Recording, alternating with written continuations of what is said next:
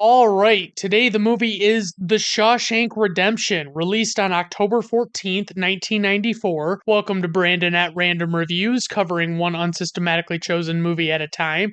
Based on Stephen King's novella Rita Hayworth and Shawshank Redemption, directed by Frank Darabont. For the cast, we have Tim Robbins as Andy Dufresne, Morgan Freeman as Red Redding, Bob Gunton as Warden Norton, and William Sadler as Haywood. For the plot synopsis, in 1947, a man is wrongfully convicted of murdering his wife and her lover and is forced to serve out 2 consecutive life sentences in a state prison. All right, guys, let's just dive right into this motherfucking movie.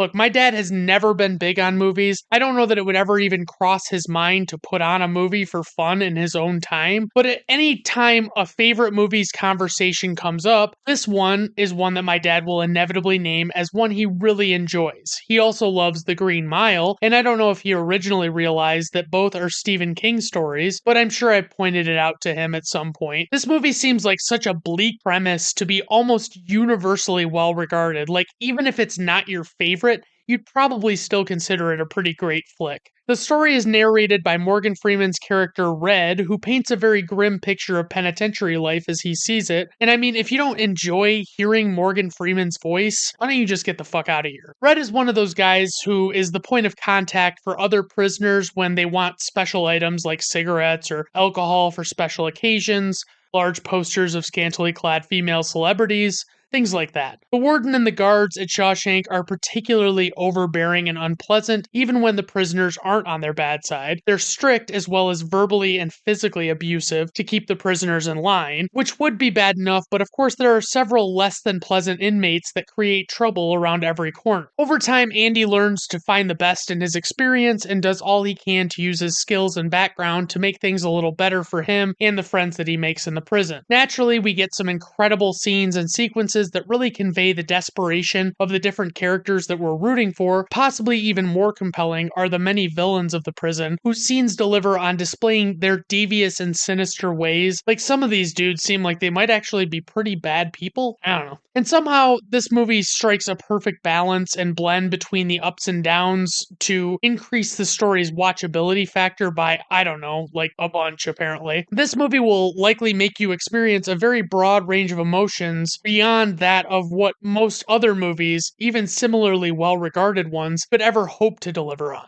Alright, on to ratings. IMDb 9.3. This movie is, I think, top 5 at least on IMDb. Letterboxd 4.6, Rotten Tomato critic score 89%, Rotten Tomato audience score 98%. Personal rating 5 out of 5 stars. This movie honestly is one of the all-time greats, immersing you in so many necessary feelings, good or bad. There were so many great films released in 1994. Forrest Gump, Pulp Fiction, The Lion King, the first live-action Flintstones movie, the list goes on. Alright everyone, thank you for stopping by. I do appreciate it. Have a good rest of your day. Bye now.